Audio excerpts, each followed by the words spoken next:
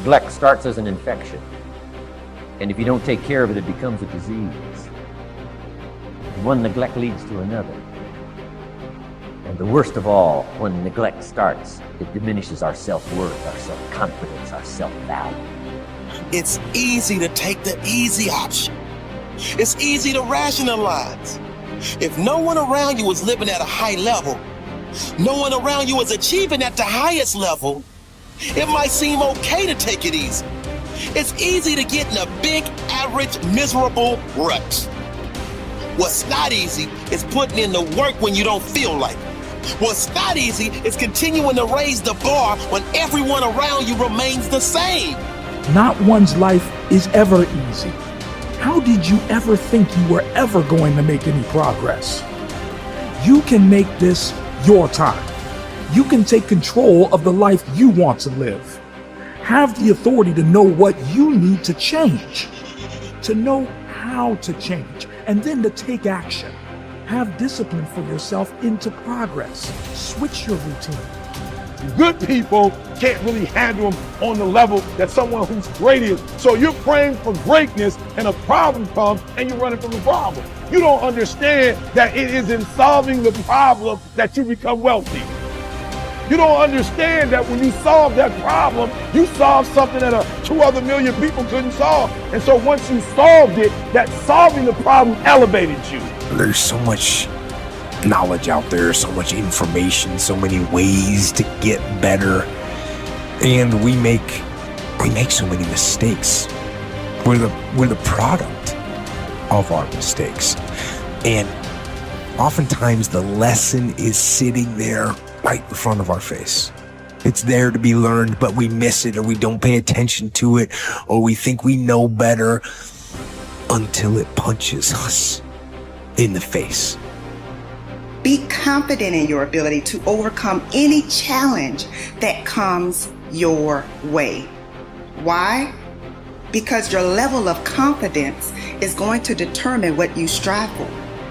If you don't have confidence, what you'll do is you'll see something that you want, but you won't go for it because you'll tell yourself, I'm not cut out for this. I'm not good enough for this. I don't speak well enough for this. I'm not credentialed enough, or I'm not qualified enough.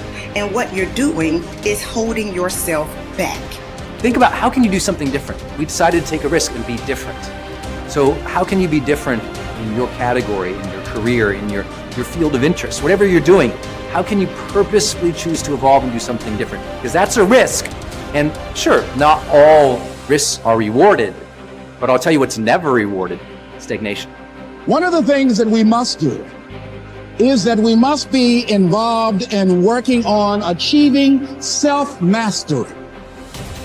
You must work on yourself continuously. Never be satisfied with yourself. If you can't fly, run. If you can't run, walk. If you can't walk, crawl. But by all means, keep moving. Part of the reason that people go watch anti-heroes and villains is because there's a part of them crying out for the incorporation of the monster within them, which is what gives them strength of character and self-respect, because it's impossible to respect yourself until you grow teeth. And if you grow teeth, then you realize that you're somewhat dangerous, or maybe somewhat seriously dangerous, and then you might be more willing to demand that you treat yourself with respect and other people do the same thing.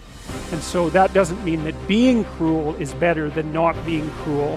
What it means is that being able to be cruel and then not being cruel is better than not being able to be cruel. Because in the first case, you're nothing but weak and naive. And in the second case, you're dangerous, but you have it under control. And a lot of martial arts concentrate on exactly that as part of their philosophy of training. It's like, we're not training you to fight. We're training you to be peaceful and awake and avoid fights.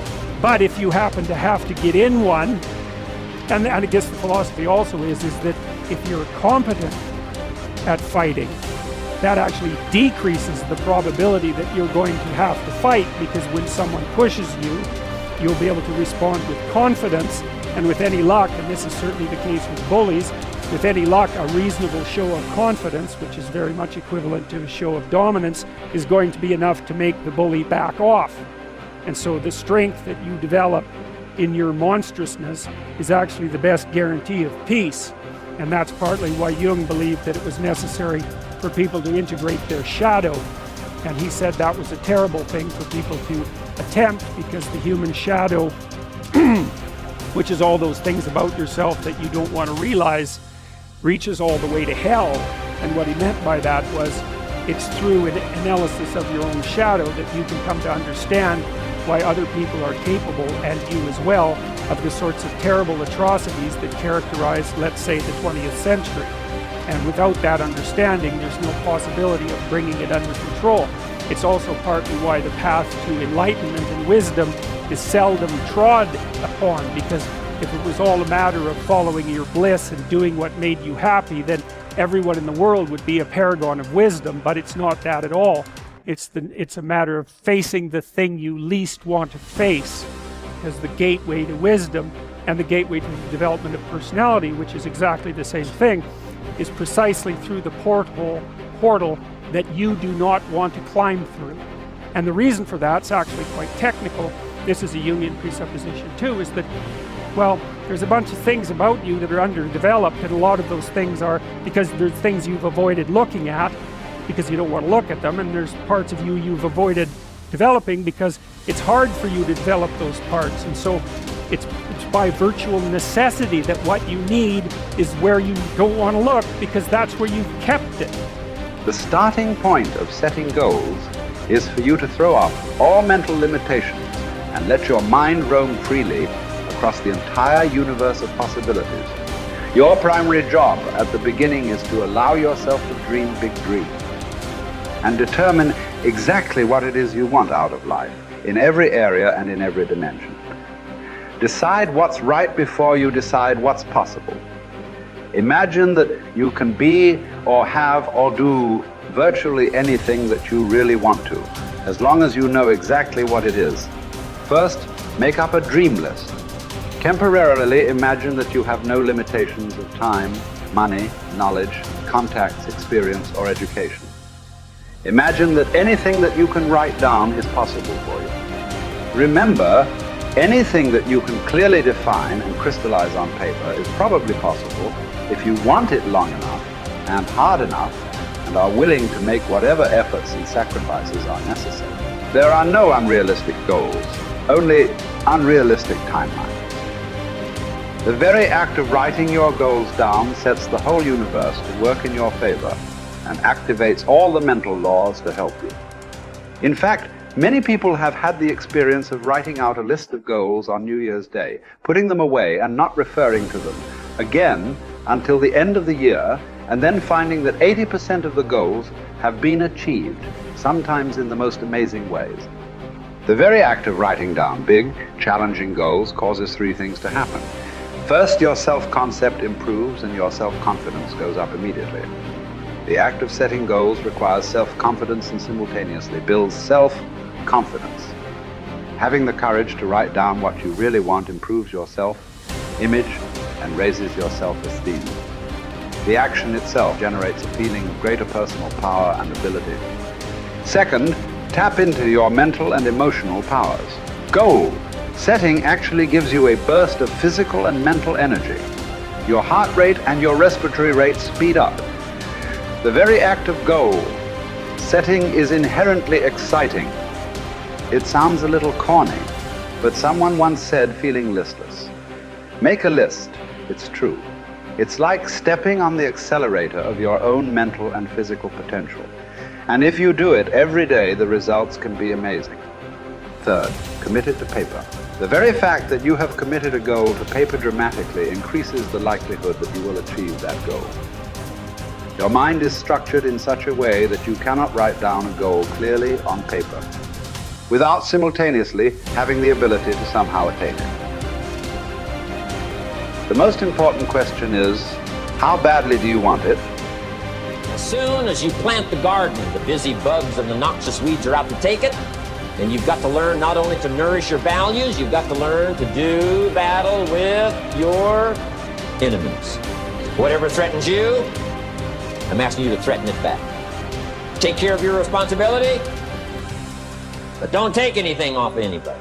Somebody wants to destroy your chances for a good future by their negative talk, negative thinking, putting it all down. I'm telling you, walk away if you have to. Walk away. Whatever threatens you, threaten it back. Whatever threatens your opportunity, threaten it back. Now, some of our enemies are on the outside, but here's the most important thing to understand. Some of our enemies are on the inside. Let me give you a quick list. Indifference. You got to do battle with your own indifference. Boy, it's easy to coast, especially if you've accomplished something, extraordinary. Now, somebody says, I got to relax. Here's the key. Not too long. The weeds will take all you plant if you rest too long. Don't rest too long. Indecision. You got to make those decisions. The ones that don't turn out to be good gives you experience to make better decisions. Don't let much time go by without making some decisions. The ones that you can make quickly, make them quickly. The ones that take time, take your time.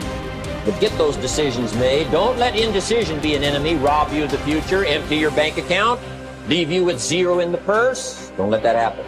The next one is doubt. But I'm asking you not to pick up all those doubts. I'm asking you to have some faith, have some courage, believe. Drive your doubts into a small corner. Don't let them loose like a mad dog. Drive you into a small corner. Don't doubt the future. Don't doubt the possibilities. Here's the most important one of all. Don't doubt yourself. If I've got miracle working power to change my life, so do you. If I've got the ability to change, so do you. If I've got the ability to read, so do you. If I can discover, so can you. If I can grow, you can grow. If I can develop, you can develop. If I can get an invitation like I got 6 years ago, help take something around the world, so can you. If I can stand on this platform, Idaho farm boy raising obscurity, so can you. I'm asking you, don't sell yourself short.